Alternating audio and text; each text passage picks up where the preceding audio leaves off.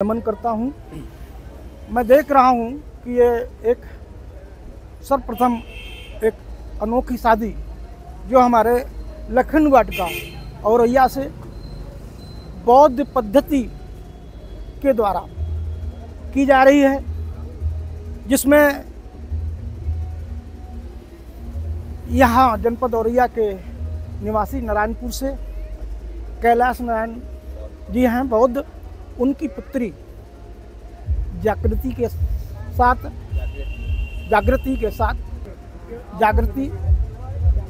पुत्री कैलाश नारायण बौद्ध हैं, जो नारायणपुर औरैया के निवासी हैं। उन्होंने अपनी पुत्री का शादी का ये संबंध सौरभ बाबरपुर के साथ में किया है और बहुत ही यहाँ का जो दृश्य है पहली बार बौद्ध पद्धति के द्वारा दर्शाया जा रहा है। हमारे सामने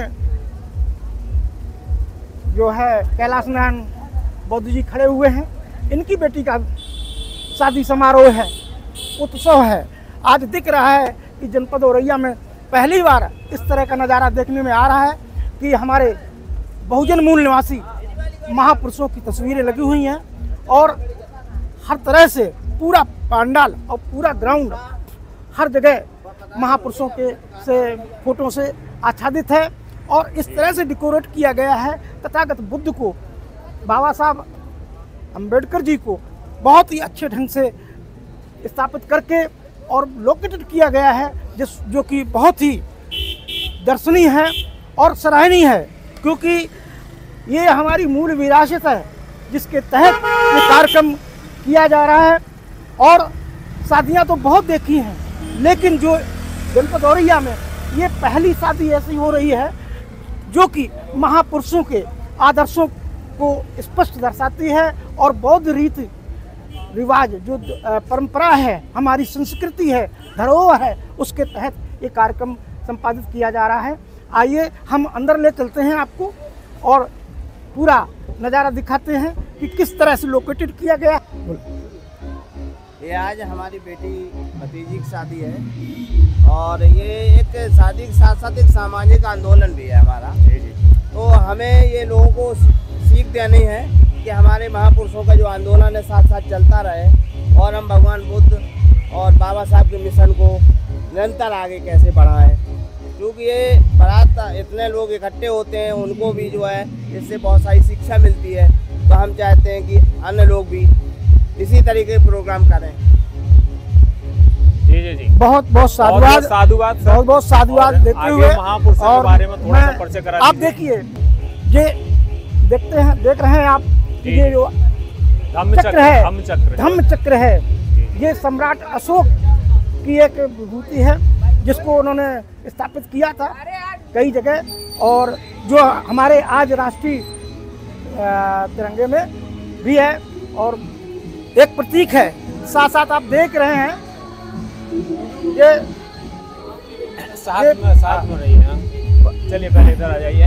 ये परम पूज्य परम पूज्य बोधिसत्व बाबा साहब भीमराव अम्बेडकर का चित्र है। मैं उनको सशक्त कोट नमन करता हूँ और साथ साथ आप देख रहे हैं तथागत बुद्ध जो चलायमान अवस्था में है और ये स्पष्ट एक आंदोलन का प्रतीक है कि तथागत बुद्ध कहीं रुके नहीं थे, चलायमान स्थिति में थे। इसलिए मैं उनको भी बदनाम और कोट नमन करते हुए आगे आपको बताना चाहते हैं, ये हमारे वो महापुरुष हैं जिन्होंने हमारे लोगों के लिए आरक्षण की पहल की थी और सर्वप्रथम आरक्षण देने का काम किया था छत्रपति साहू जी महाराज, जिनकी देन से आज हम लोग इस तरह के कार्यक्रमों कर रहे हैं। इस तरह से हम लोग हैं कि जो समाज के अंदर अपना स्थापित करने का काम करते हैं और बोलने की जो आज़ादी मिली है, बहुत कुछ इनका योगदान रहा है। आइए मैं आगे चल के बताता हूँ। आइए। जी सर। उनका कोट बंधन अभिनंदन। ये माता सावित्री बाई। ये माता सावित्रीबाई फुले का थोड़ा बंद करो चित्र है, उसको, म्यूजिक थोड़ी देर बंद करो। जो तो कि हाँ, आइए सर, आइए सामने। महिलाओं को इस देश जी, में जी, जी। सर्वप्रथम जो है शिक्षा देने का काम किया था और सन 1848 में उन्होंने विद्यालयों की स्थापना की थी। ज्योतिबा फुले ने उनको इन्होंने संचालित करने का पूरा काम किया था। बहुत ही तरह से प्रताड़ित किया गया, लेकिन फिर भी रुकी नहीं। इसी तरह से हाँ, आप जी देख रहे हैं, देखिए, ये जो आप कटआउट देख रहे हैं,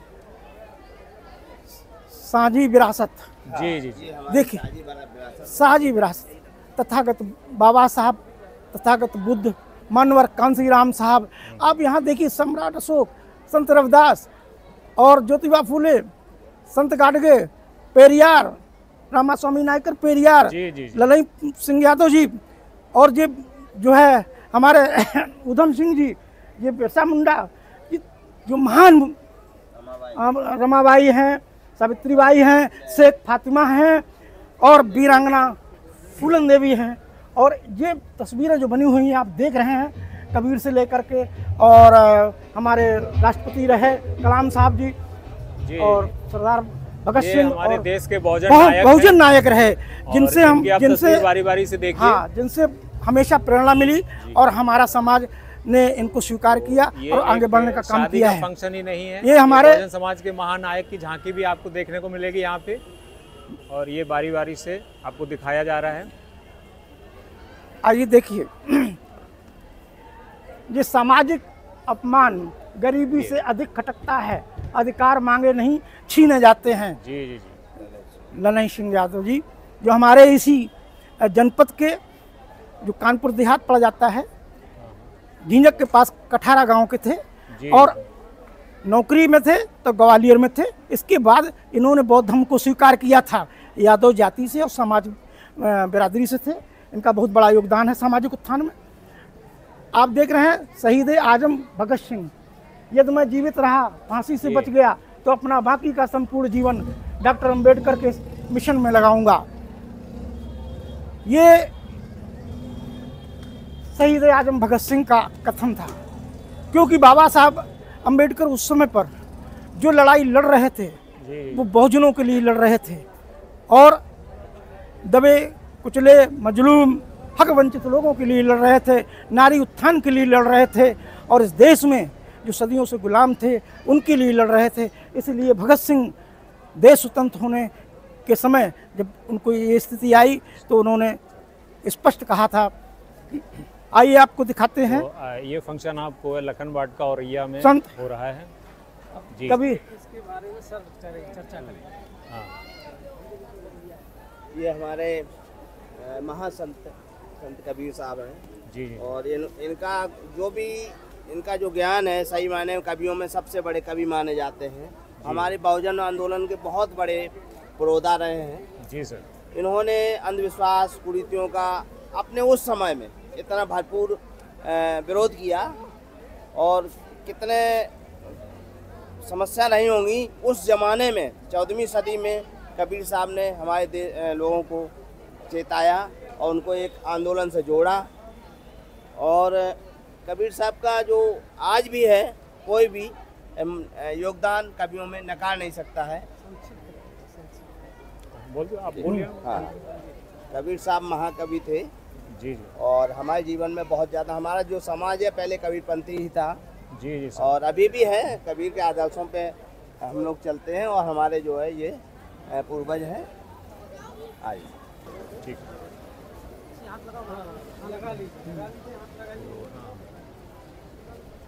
महानायक बाबा साहब अम्बेडकर, उनको सम्मान देते हुए इस शादी में बहुत बहुत सम्मान दिया जा रहा है। भारतीय संविधान निर्माता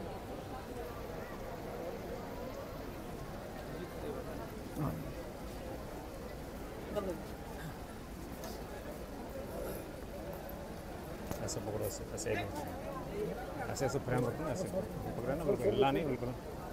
आप बोलिए सर, कुछ बोलिए। जी जी, हाँ। बोधिसत्व बाबा साहब भीमराव अंबेडकर का जो स्टैचू लगा हुआ है, उसके सबसे ऊपर तथागत बुद्ध का स्टैचू लगा हुआ है, कितना अनोखा लग रहा है।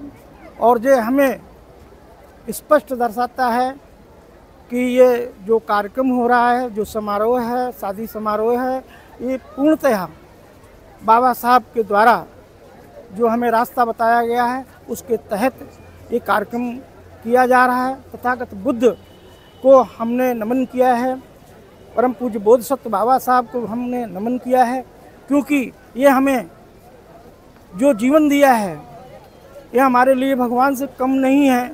इसलिए हम आज उनको मानते हुए, तथागत बुद्ध को अपनाते हुए इस शादी का कार्यक्रम को हमारे कैलाश नारायण जी जो औरैया के हैं, अपनी बेटी के कार्यक्रम को इसलिए इस रूप में कराया है। ये बहुत बहुत साधुवाद के पात्र हैं। और मैं आगे लिए चलता हूँ, जो और भी जगह हैं उधर दिखाते हैं कि जो कैमरा में आ जाए। आइए चलते हैं, आगे आ जाए। बहुत बहुत सांची और बोध गया जी का कटआउट लगा हुआ है, जो हमें प्रेरणा देता है कि हमारे सम्राट अशोक ने किस तरह से इनको धम्म की स्थापना किया।